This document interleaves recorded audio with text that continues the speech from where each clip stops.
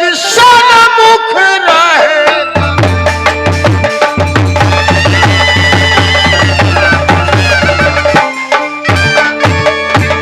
सदा भवानी दाहिने सन्मुख रहे गण पांच देव मिल रक्षा कीजे ब्रह्मा विष्णु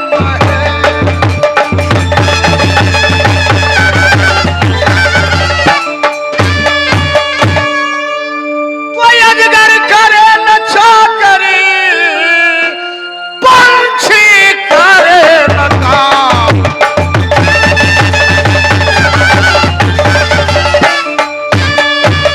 अजगर करे नचा करे पंछी करे न काम सात खंड नो दीप जले सब को दाता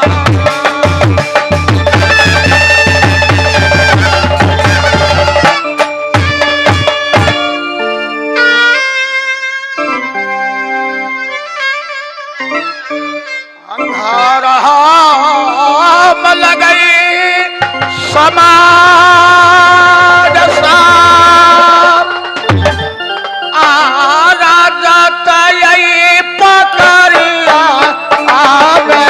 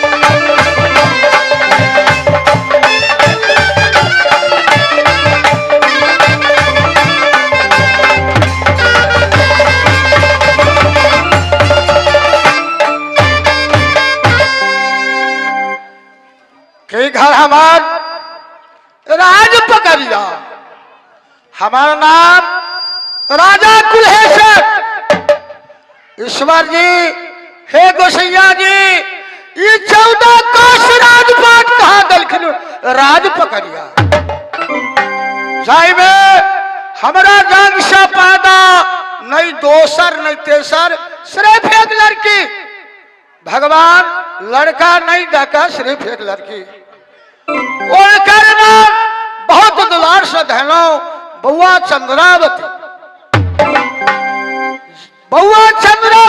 के भगवान अत्य सूरत दलखिन जाय में कि वो महल से बाहर नहीं निकलिया और जब महल से बाहर निकलिया बउआ चंद्रावती के सूरत से ये सूर्य उगया सूर्य झपा जाए पूरा मलिन भर गया। इस समय दोस्तों माता बहनों नौजवान साथियों आप लोग का लड़ाई जहां से हम लोग राज समाप्त किए हैं वहां से चालू करके आप लोग को दिखाया जा रहा है। इस समय बउआ चंद्रावती हाथ पीठ ठिका कर जाय में चोहरा चोहरमल 12 वर्ष तक नौकरी राज पकड़िया बजौलक। बेचारा जवान से बुढ़ा गए, लेकिन बउआ चंद्रावती कहलखिन बाबूजी कि हम एक नया नौकर ले लिया, अब चोहरा चोहरमल के छुट्टी कर दियो। ओए चोहरा चोहरमल के छुट्टी कर देली। अब वो बेचारा भगवान जाने कि कहा भटकैया कि मुकमा घर में चल गए। इस समय अब बउआ चंद्रावती उ नौकर रखलक, जाय में उ नौकर देवता रूपी जहिना बाबा के दरबार राजा सलहेश के छे, वहिना वो देवता के नाम राजा सलहेश। लेकिन उनका हम जात के छत्री, लेकिन की भेल राजा सलहेश साहब का नौकरी हमरा में रह गई। बउआ चंद्रावती महल में लगल, अभी तक कोई शुभ समाचार नहीं आया। इस समय मंत्री साहब के नहीं देख रहा है, आवाज नहीं भ सके मंत्री साहब हमार आवाज सुन जरूर तो कहेगा। मंत्री साहब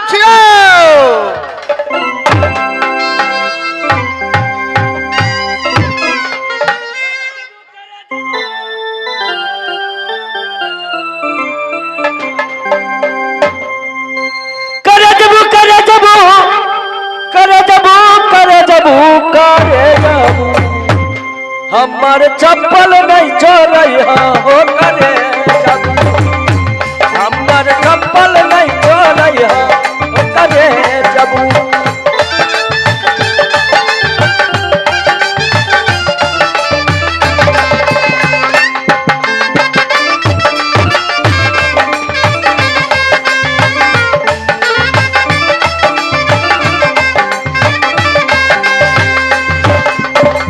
चमड़ा के चोरई हो बाकिर प्लास्टिक के नहीं चोरई हो,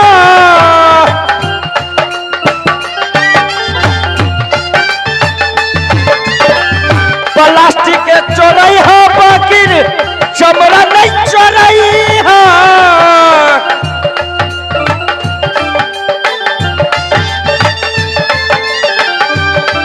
हो करे जब हो करे जब हमार चप्पल नहीं चोरई है।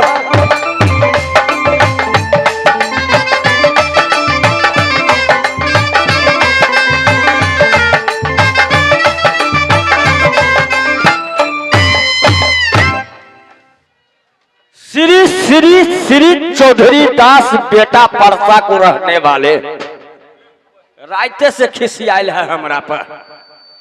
उनको हमारे प्रोग्राम देखते हुए खुश होते हुए 51 रुपया से पुरस्कार किए हैं हमारे पार्टी तरफ से। उनको लाख लाख लाख लाख लाख लाख धन्यवाद। साल में 3 पौवा खेसारी एगो धोती एगो कुर्ता हमरा मिले। वैसे हमरा पेट हमरा धिया पुता के पेटो मुंह नहीं झोरैया। जब महारानी को महल में जाते हैं तो महारानी कहती है खिरवा कभी जलावन ले आओ कभी खाना बनाओ। जब महाराज के बंगला पर आते तो महाराज कहते हैं कोदारी मुंह वाले सुगा हिरावन यहाँ पर ड्यूटी बजाओ। हम महारानी को महल में करे कि महाराज को बंगला पर करे, तो करते करते करते परेशान रहते हैं। सो नहीं तो जाकर पहले महाराज को प्रणाम में बजा लेते हैं।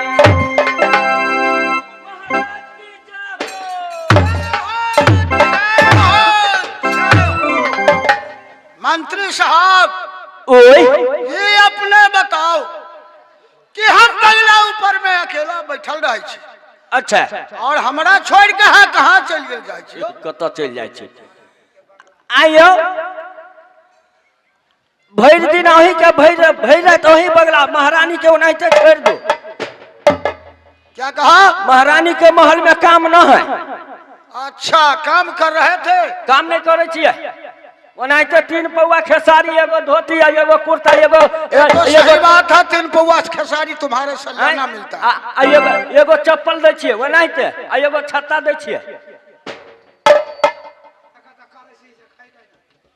कत कत करे छी? महारानी के महल में करे छी, महाराज के बंगला में करे छी।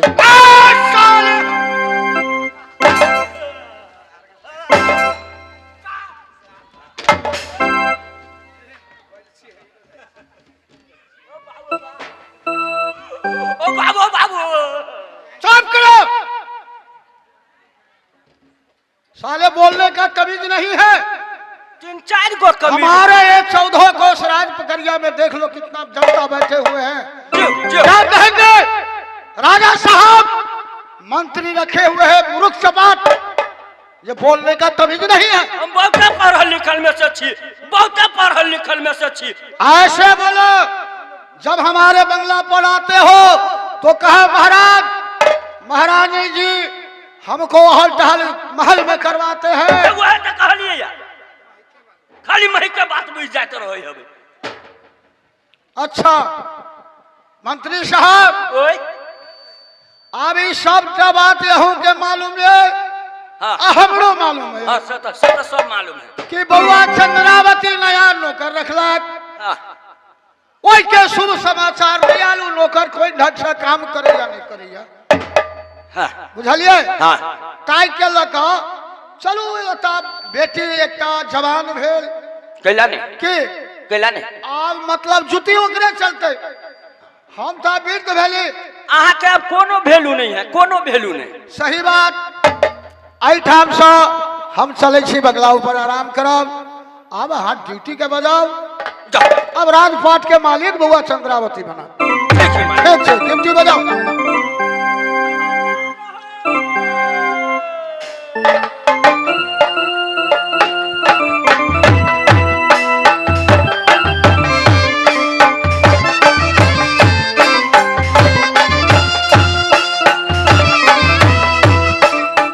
अब घर हमें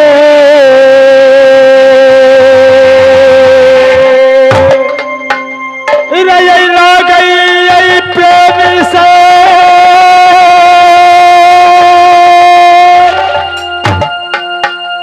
आमक मगर यही नगरिया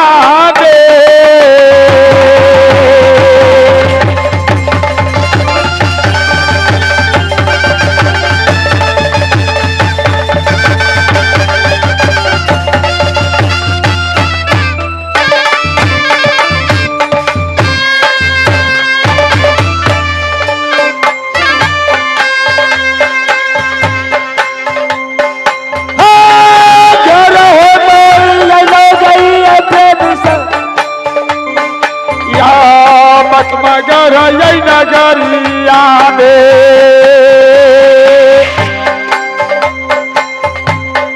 नाम जबो यही नगरिया करे चुहरा यही चुहरा बल नहीं हो।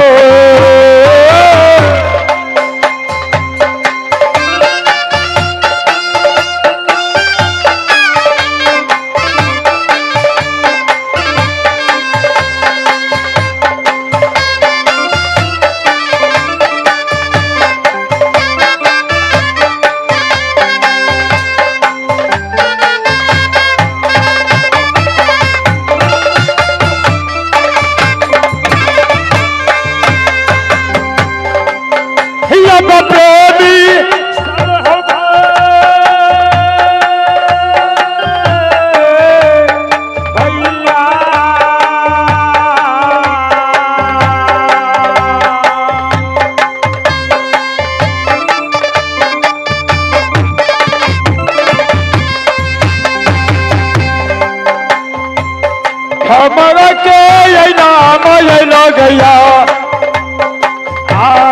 चुहरा ये चुहरा मन से नाम गई चुहरा चुहरा।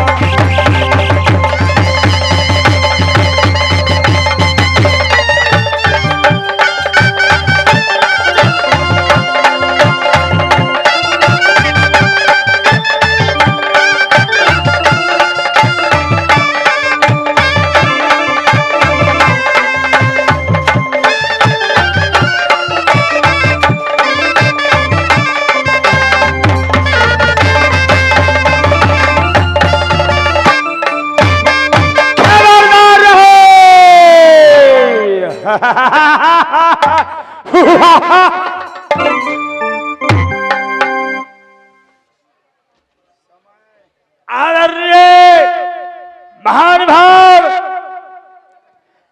घर कहा तो मकबगर में।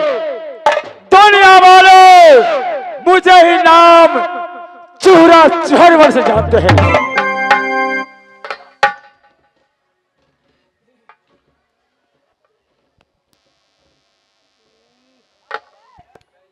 इस समय 12 वर्ष तक नौकरी किया चंद्रा की महल में,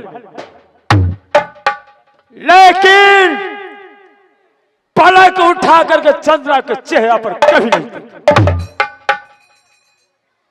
अगर चंद्रा, अगर ये चूरा तुम्हारे चेहरा पर पलक उठा करके देखता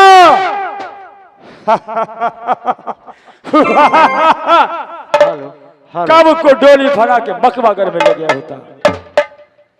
12 वर्ष नौकरी किया, ये बूढ़ा अवस्था में तूने गलत इंजाम लगा करके नौकरी से खारिज किया, और जाते समय पैसा कौन कहे। भाई इस चोरा को शरीर पर कड़ा बैगन ऊपर से देना पड़ा, इसी का इंजाम।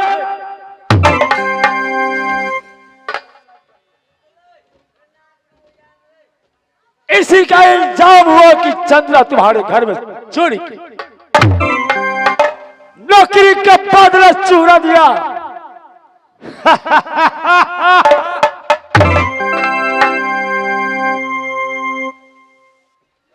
साथ साथ इतना ही नहीं, जाओ सारा पापी दोस्त, जैसे तूने गलत इल्जाम चूरा को लगाया, उसी तरह अगर तुम्हें जेल में नहीं सड़ा दिया तो ही मेरा ही नाम चूरा।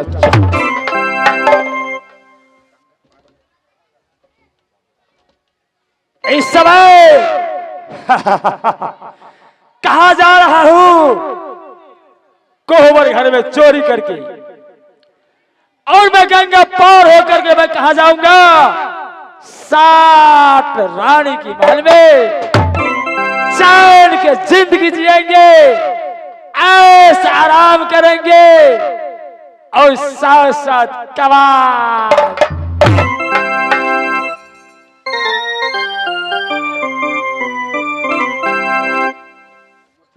मां गंगा, इस समय तुम कहां हो? एक बेटा चूरा को गंगा पार करो, मेरे पीछे आदमी आ रहा है।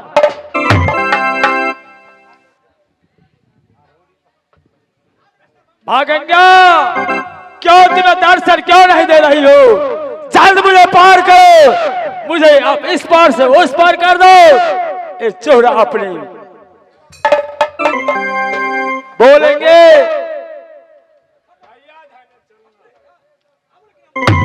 अब धैर्य जब यही रहिया यही प्रेम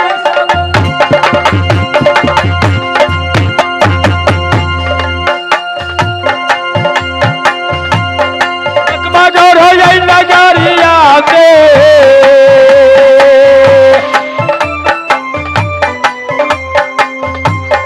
धैर्य जब यही रहिया यही दुल्हन के महल में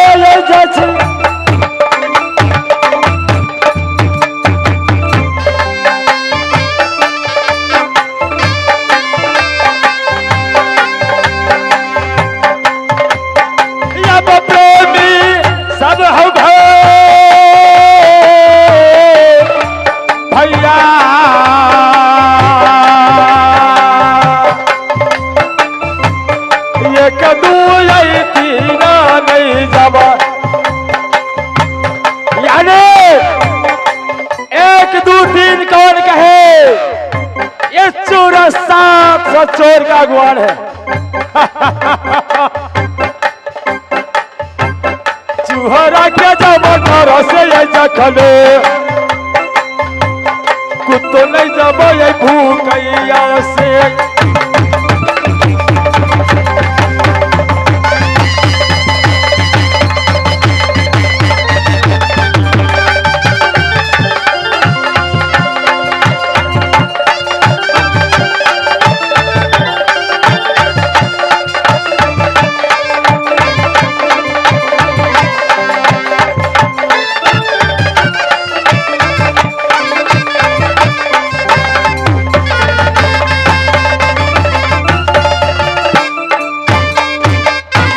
आदरणीय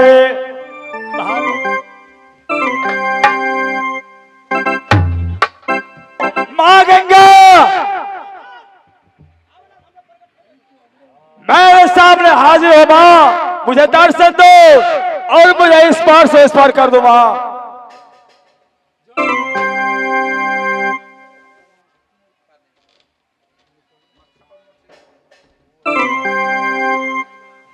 क्या प्रणाम माँ। बेटा गंगा, बेटा चूहरा, इस समय में तो की कहला हे माँ गंगा।